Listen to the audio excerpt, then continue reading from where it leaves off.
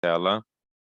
la proyección de Zoom y amablemente solicitamos a los participantes si pueden Pedimos colocarse con los tres encarecidamente aos de su participantes país que al frente de su nombre, sin coloquem embargo, al as lado de su três nombre puede letras, escribir primeiras o letras do puede seu simplemente país nombrar. El na frente webinar do seu nome. estará con los micrófonos apagados. Si desean que se les Vou dé la pedir para todo palabra, mundo, por favor, pueden silenciar seus microfones, a menos que estejam colocarse al icono falando. de levantar la mano. También E para informarles levantar a que la mão, podem traducción clicar no ícone de levantar a mão tenemos também. Nós traducción temos y por interpretação favor disponível. seleccionar É abajo en el só cuadrito el só idioma que es clicar preferible no ícone para escuchar do el globo seminario. para Les recordamos que los escolher o idioma de micrófonos que están precisam. apagados y si desean que se les dé la palabra, por favor de levantar la mano y con mucho gusto se la damos. También tenemos Se activo gostariam el de sistema solicitar a palavra, é de só preguntas y levantar a respuestas. mão. Por favor, si tienen alguna pregunta, Se pueden tiver alguma hacerla pergunta, directamente en el icono de preguntas y respuestas. Muchas podem gracias y que tengan escrever un sua buen día. pergunta utilizando o ícone de perguntas e respostas. Muito obrigada. Muchas gracias, estimada Georgette, colegas, saludos, buenos días Muito a todos. obrigado, Georgette. Bueno, Bom dia a todos. desafortunadamente tenemos poca audiencia, ¿no? De Infelizmente, todas maneras, creo que es importante que podamos ir o nosso adelante público é bastante con toda reduzido, la mas presentación, vamos haciendo y avançar tendremos progredir com a grabación nossa todavía, ¿no? apresentação de Supongo qualquer que jeito. Então, nós temos gravação disponível. Qualquer pessoa conectamos lo más que pronto que queira puedan su mano. ouvir Bueno, posteriormente digo podem. que aprovechemos el tiempo para empezar con la presentación, que Vamos pues aproveitar o es tempo larga. para dar início à Después de la apresentação, uma presentación, apresentação bastante podremos longa. Nós temos actualizar 30 un poquito minutos lo que para decía actualización colocar todo mundo de em dia protocolos, sobre a situação atual da recomendaciones de la vigilância em OPS y saúde también pública, das algunos recomendações avisos, ¿no? feitas pela Y Organização Mundial después da algunas Saúde a dudas respeito da o una Covid discusión general. e com Entonces, um pouco de tempo para para suas centrarnos un perguntas e poco, respostas, esta uma es la discussão estructura del geral. webinario. Les agradecemos a todos Essa será a su estrutura participación. Voy a dar la desse palabra al doctor Andrés Vidal, webinário. que es el director de la Unidad de Agradecemos a Investigación de todo Emergencias mundo Infecciosas en la a OPS sua Canadá, participação que ativa. pueda hacer unas Damos palabras a palavra de agora a introducción y Andrea seguramente le daremos la Vicari palabra para que a ele nuestra possa colega fazer alguns moderadora para que comentários haga la iniciais. presentación. Así que saludos y gracias. Muchas gracias, Ángel. Muchísimas gracias a todos quienes, los colegas que Muito están obrigado, conectados. Ángel, e muito obrigado a todo mundo Agradezco que está también al conectado e nos equipo ouvindo. de Agradeço muito a vigilancia nossa en equipe OPS por de poder organizar gripe este aqui na seminario también OPAS a por ter nivel organizado mundial. esse seminário. Creo que como es claro para muchos de nosotros, estamos también un poco en una fase de transición Nós nos entre encontramos numa fase respuesta a de la pandemia de transição, COVID-19. No tanto la pandemia, porque me parece mirando los números y mirando también a vendo cómo os números evoluciona también da Covid, la vendo sua tecnología, evolução em las nuevas termos variantes. do Estamos que todavía são as bastante diversas entendiendo que ya se variantes. percibe y se vive también de manera distinta. Entonces, creo que también de un punto de vista de la vigilancia epidemiológica se Do trata ponto de siempre vista da vigilância de ver epidemiológica, cómo uno se puede adaptar, cómo uno é puede también importante ver como é que nós gestionar podemos nos el adaptar e sistema de fazer a salud de forma transição sostenible. Y creo que por eso necessária hoy a también bajo esta sistemas nueva actualización de la guía, que es normal que siempre e com vamos essa actualizando y que atualização vayamos dessas adaptando, también diretrizes, puede ser un momento de reflexión sobre lo é que que puede nós ser también podemos una aproveitar transición nesse momento hacia para sistemas refletir sobre essa y una transição situación que sea más para sostenible y sistemas duradera. Creo mais que este evento en sustentáveis no longo particular, prazo. Como SARS-CoV-2, disse, nos demuestra a que vamos a tener que SARS-CoV-2 tem convivir con demonstrado que este nós nuevo precisaremos conviver patógeno respiratorio com esse y que novo obviamente tenemos que integrarlo a lo patógeno. que son los demás.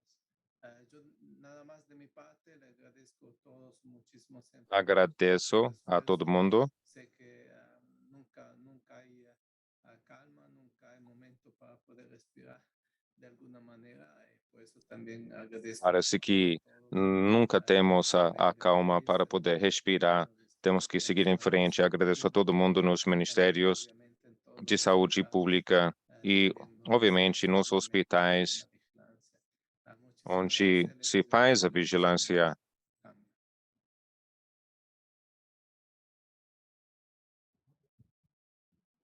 Muchas gracias, Andrea, por tus palabras. Entonces, Muito pasaremos a la obrigado. presentación. Então, vamos prosseguir com a apresentação. Muchas gracias, Ángel. Solo confirmar que se está viendo la pantalla. Eu só queria confirmar se estão enxergando bem a tela. Estamos vendo. Muchísimas gracias. Bueno, Muito como obrigada. mencionado previamente, en primer lugar presentarme, soy Lidia Redondo, del equipo de O meu nome é Lídia Redondo, respiratorios de la da Unidad de equipe de Infecciones vírus Respiratorias. respiratórios do Departamento de Doenças Infecciosas, e eu vou me encarregar de dar essa apresentação sobre a vigilância de saúde pública Para comenzar, da Covid-19. esta guía de vigilancia reemplaza a la anterior guía que fue publicada el 14 de febrero de 2022. Essa diretriz Ha sido publicada el 28 substitui a de anterior. este año. Isso foi publicado em Vamos a comenzar junho con deste ano. algunos de los puntos clave que E esta vamos guía repassar trata alguns dos en pontos esta guía. chave En que primer nós lugar, temos hacer agora hincapié nessa en orientação. la Gostaria de objetivos que frisar corresponderían a una vigilancia central o o una que seria uma vigilancia vigilância essencial que todos os países deveriam estar fazendo e fortalecendo. E,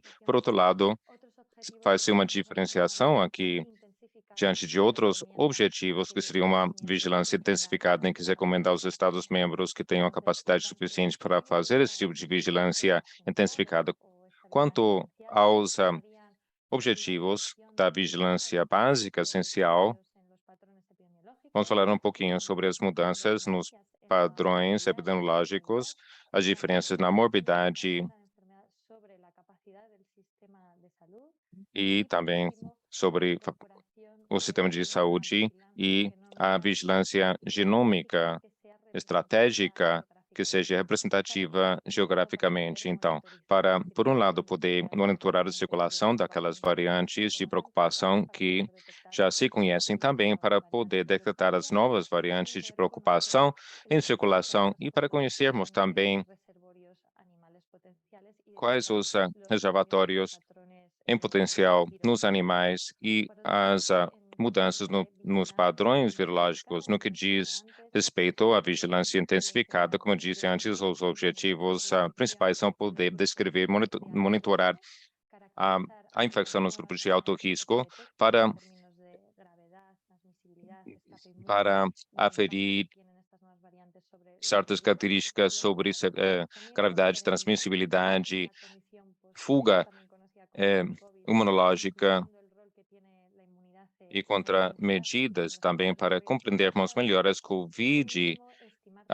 condições, melhor dito, da Covid-19 e pós-Covid-19, inclusive o papel da imunidade, os fatores de risco e estimar a efetividade das vacinas. Também outros pontos-chave que eu gostaria de mencionar dessa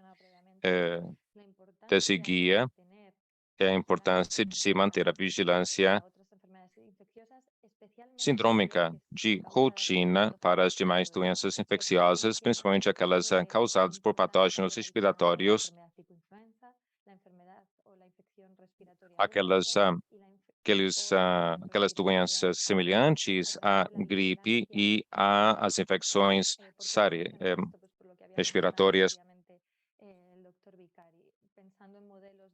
agudas graves, para ter uma vigilância sustentável para fazer a transição para o que seria poder conviver.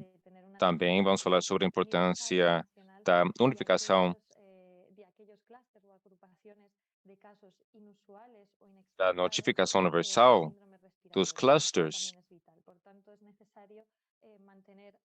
É muito importante manter ambos tipos de vigilância para entendermos muito bem as sinergias que podem haver e para poder investigar as medidas em saúde pública e também o que seria o manejo clínico. Portanto, como novidade nessa versão, nós temos atualizações nas definições do caso, atualizações também nos métodos de vigilância essencial, como disse no começo, os métodos para a vigilância intensificada e a atualização. Faz-se menção específica sobre a vigilância das variantes e como essa vigilância deve se somar à vigilância genômica. E, finalmente, Utilizamos a atualização de como notificar a OMS e a OPAS, começando com a atualização das definições de casos, como eu disse anteriormente, casos suspeitos, não houve grandes mudanças quanto aos critérios clínicos. Colocamos esse nome aqui, simplesmente a única mudança, e que se refere a doenças semelhantes à gripe e também o critério epidemiológico nessa ocasião, o que seria o contato com um caso provável confirmado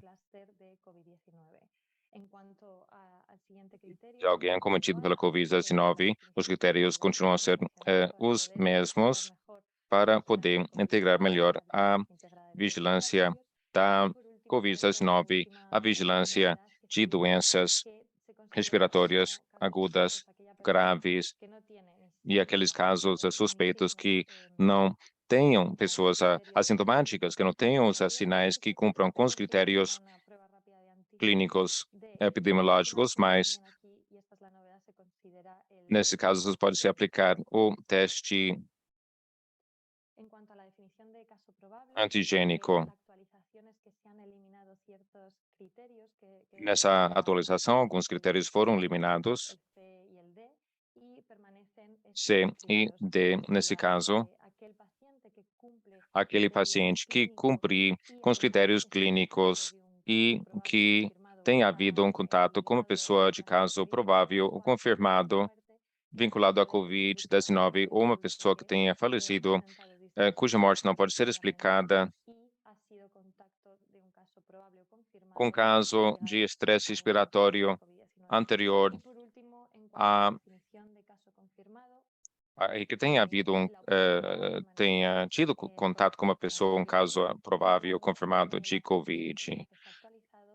A versão B é a versão que foi atualizada, inclusive a presença dos autotestes diagnósticos rápidos de antígeno para aqueles casos que cumprirem com os critérios epidemiológicos e clínicos. No que diz respeito à definição de contato, isso não sofreu nenhuma mudança significativa quanto só no que diz respeito à exposição a casos sintomáticos. Se considera a exposição sendo de 2 dias anterior ao desenvolvimento dos sintomas, 10 dias depois do começo dos sintomas ou mais 3 dias sem sintomas, com opção de 3 dias com uma melhoria nos sintomas. Então, o período continua a ser o mesmo, o mínimo de 13 dias para aquelas pessoas com melhoras nesses sintomas. Agora, quanto à definição dos contatos, eu vou entrar em detalhe aqui e falar sobre quais os grupos prioritários para determinadas atividades em relação a SARI, aqueles grupos prioritários que têm maior risco de desenvolver uma doença grave, aquelas pessoas que não tenham sido vacinadas ou parcialmente vacinadas, principalmente aquelas que correspondem a esses grupos de maior risco. Também faz-se menção àquelas instituições ou entornos nos quais tem havido ou exista maior risco pelo fato de ter estado em proximidade de pessoas de alto risco e aquelas situações prioritárias, como a emergência de uma nova variante que pode apresentar escape imune. Agora,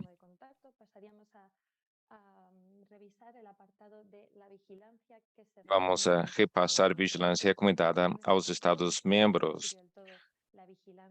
A vigilância central ou base essencial para todos os países que é preciso manter e fortalecer. E como disse no começo, esses são os 4 princípios básicos para a detecção, o alerta antecipado, é preciso haver um equilíbrio entre sensibilidade e especificidade para detectar sinal indicativo de maior risco e transmissibilidade, também especificidade diz respeito àquela evidência que poderia confirmar o risco e levando em conta o menor espaço de tempo possível entre quando se detecta o sinal e a confirmação ou se descarta a doença. Isso implica em que é necessário fazer uma triangulação entre as as fontes dos sinais e também contar com recursos e procedimentos para fazer uma pesquisa rápida. Eis aqui alguns exemplos de contextos e vigilância que podem ser aplicados para detectar os sinais, como podem conferir a um leque amplo de opções. Não preciso aplicar cada um deles, mas é importante que os países sejam capazes de analisar os diferentes fatores aqui. A vigilância sentinela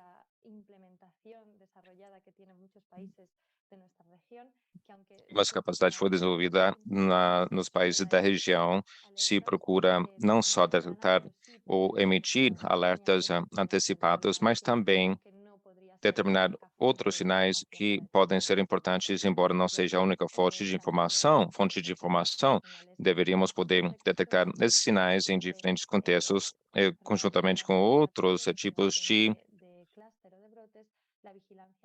doenças respiratórias, clusters, vigilância comunitária, vigilância ambiental e vigilância farmacológica, que podem ser úteis para determinar os sinais. Quando nós passamos a falar sobre a identificação, monitoramento, das tendências em morbidade e mortalidade, nós recalcamos que isto pode ser adaptado ao contexto da nossa região para o monitoramento de morbidade, mortalidade e vigilância sentinela pode ser muito útil àqueles centros pertencentes à atenção primária ou aqueles hospitais que fazem parte do sistema sentinela podem nos auxiliar também a conseguir diferentes indicadores que se propõem não só sobre morbidade, mas a mortalidade também, que podem nos ajudar também a avaliar tendências. Outra coisa que vem sendo desenvolvida ao longo da pandemia é a avaliação ou monitoramento das mortes por todas as causas ou atribuíveis à Covid-19 que foram incluídos nos registros civis e estatísticas vitais. Também nós nos valemos do Comitê de Peritos no Panamá para atualizar essa informação. O objetivo principal para fazer o monitoramento de tendências é produzir indicadores estáveis e epidemiológicos que haverão de permitir qualquer mudança mudança nos padrões observados e que possam contribuir alguma confiança na interpretação. Aqueles países que já desenvolveram na região um sistema sentinela robusto e o que precisam robustecer o sistema, são essas as opções principais para esse tipo de monitoramento. Quanto à ocupação das instalações hospitalares, diferentes indicadores são propostos.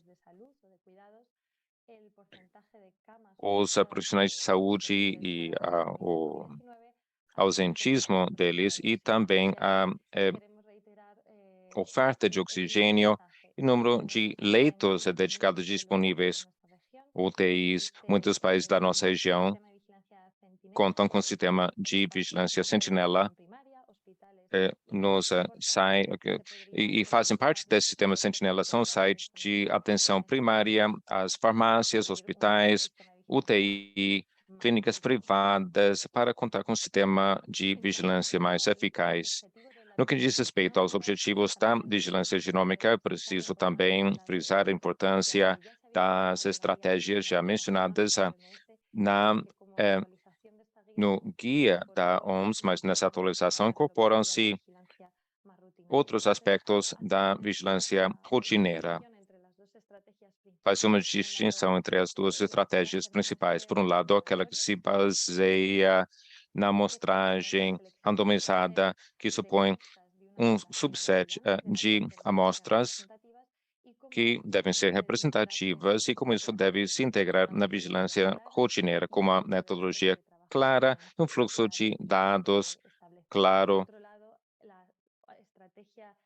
A estratégia orientada ou dirigida é aquela que se concentra em poder detectar aquelas novas variantes, levando em conta aquelas amostras que podem ter maior probabilidade de serem de interesse ou de preocupação. Aqui nós vemos alguns exemplos e frisamos novamente a importância de integrar, principalmente no que diz respeito à vigilância rotineira, com a Sentinela e na consulta que se fez dos peritos, frisou-se a importância de se fazer a vigilância genômica vinculada à interface entre animais e humanos, como parte da vigilância rotineira e a orientada, mas também é muito importante coletar amostras nos surtos ocorridos, principalmente naqueles países onde se faz uma vigilância ambiental. Aqui eu quero mencionar alguns indicadores que podem nos ajudar na hora de haver mudanças associadas a novas variantes em potencial ou de interesse ou preocupação, que podem ser aumentos nas tendências no número de casos aparecidos ou que acontecem em alguns grupos etários específicos nos centros de saúde, na letalidade, nas mortes por faixas etárias específicas, hospitalizações, admissões em UTI, entre outros. Aqui nós podemos uma tabela que complementa toda a informação que nós trouxemos agora. Podemos ver os objetivos principais da vigilância. Do lado esquerdo, nós podemos ver os contextos diferentes nos quais podemos coletar informação. Com isso, o que nós queremos assinalar é que, com a vigilância sentinela, nós podemos descrever 3 desses 4 objetivos principais e, portanto, nós podemos ressaltar a mensagem da importância de reforçar o sistema de vigilância que já está sendo implementado em muitos países para monitorar a morbidade e mortalidade, a capacidade dos sistemas de saúde e com a vigilância genômica para constituir um sistema de alerta antecipado, que também precisa de outras fontes de informação para poder triangular a informação, como disse no começo, para ter um sistema sensível o suficiente e para poder realizar as investigações, pesquisas oportunas no menor tempo possível. Quanto à vigilância aumentada, intensificada para aqueles países que mantêm essa capacidade, como disse no começo, trata-se desses objetivos princípios. No entanto, alguns dos exemplos proporcionados nesse guia fala sobre os diferentes estudos que podem ser feitos, estudos de prevalência sobre a COVID-19, aqueles que estão associados a protocolos de alerta antecipado, estudos de transmissão, os fatores de risco e outras fontes de informação que aqueles países que contam com essa capacidade, recomenda-se que implementem metadados clínicos que podem nos permitir análises mais específicas da dimensão clínica da doença,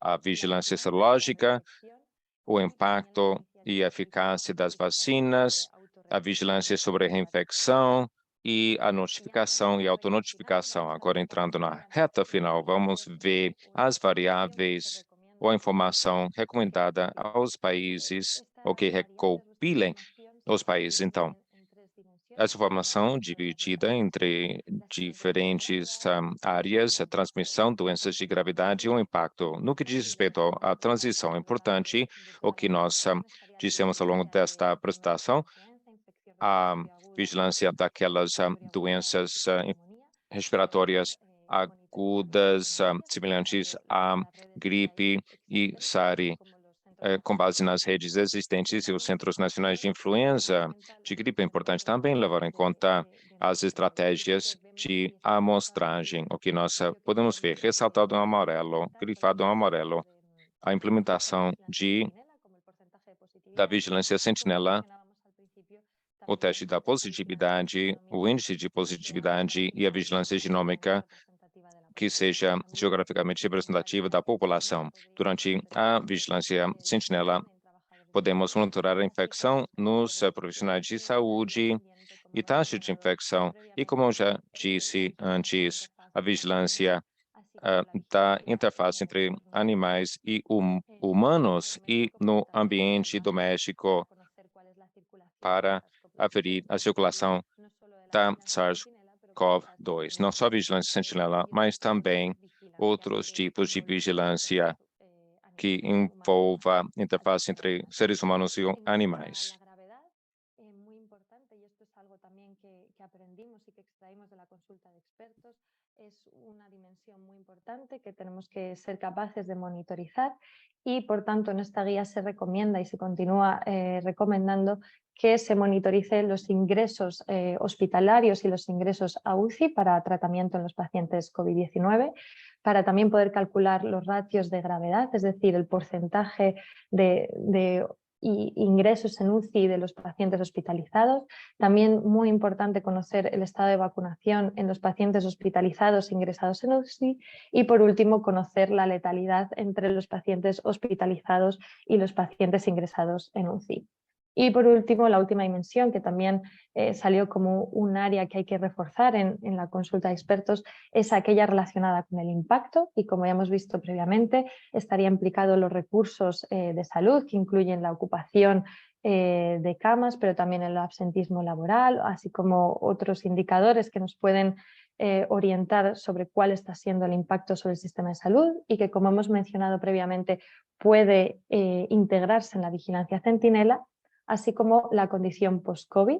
Y por último, como hemos mencionado también previamente, los excesos de mortalidad por todas las causas y debidos a COVID-19, para el cual tendremos que utilizar diferentes registros que no están vinculados actualmente a la vigilancia centinela.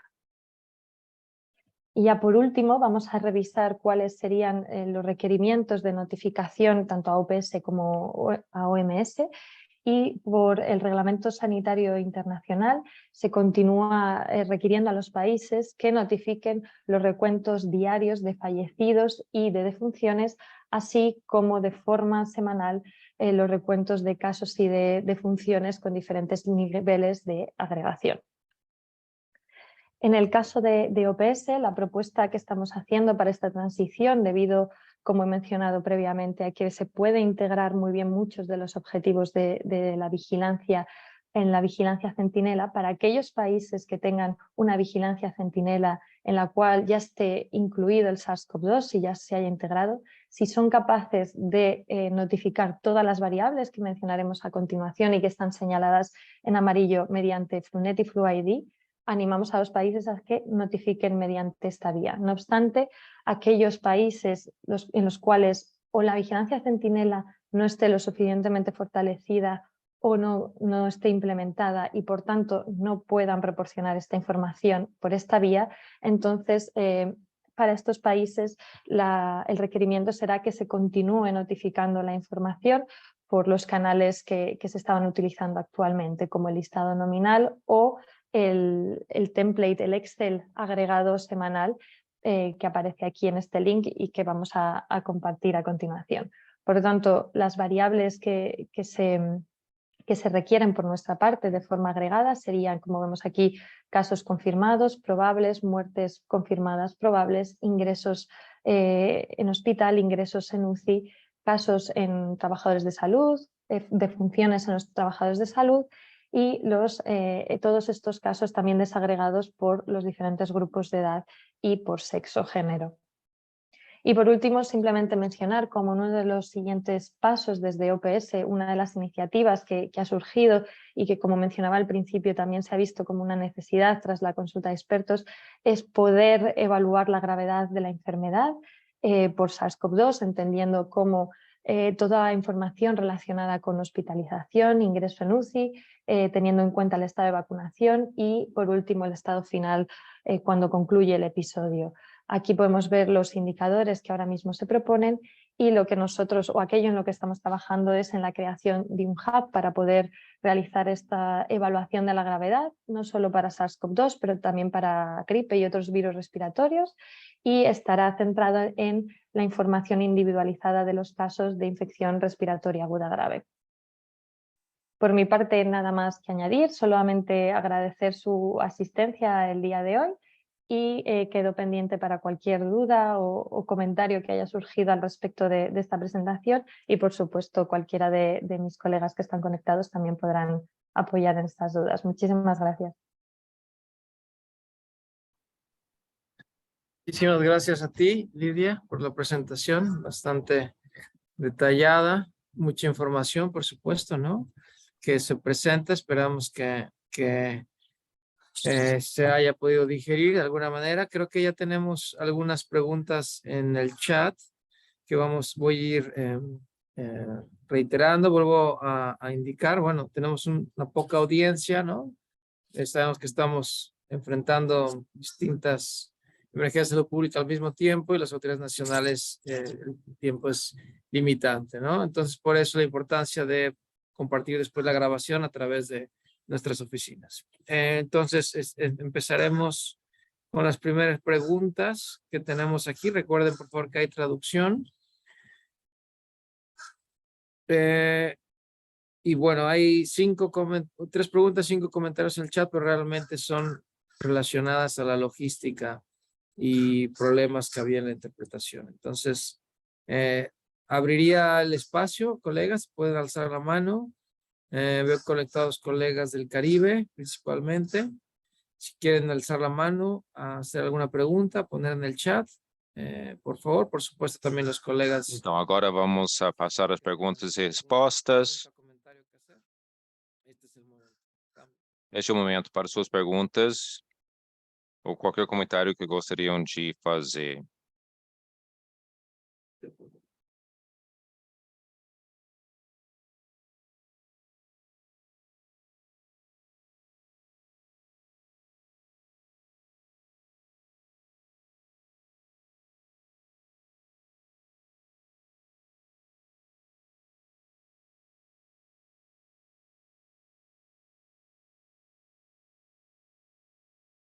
No se ve ninguna pregunta, comentario. No sé. Sobre isso, não há nenhuma pergunta ou comentário.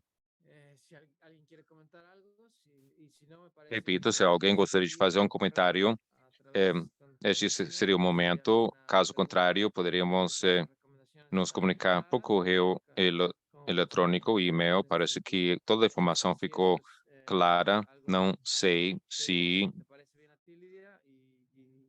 Lilia concorda.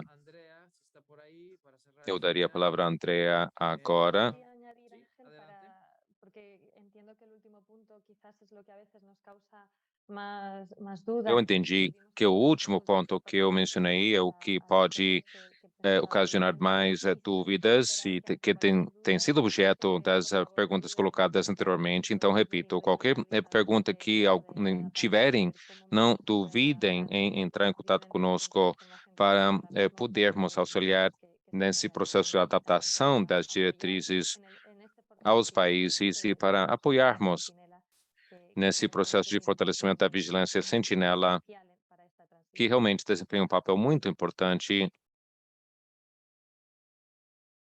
Excelente, Lidia. Muito bem. Então, nós vamos concluir este seminário. Haja vista que não há perguntas, então, muito obrigado a todos.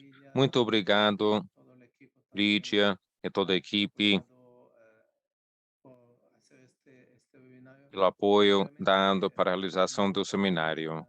Temas que hemos tocado y espero que todo pueda también digerirse un poco con el tiempo. Espero que todo mundo seja capaz de digerir todo o tempo que nós fornecemos durante esse seminário. Estaremos em contato através de e-mail para apoiar os países e também para a adaptação dessa informação da diretriz ao contexto de cada país. Muito obrigado novamente pela participação.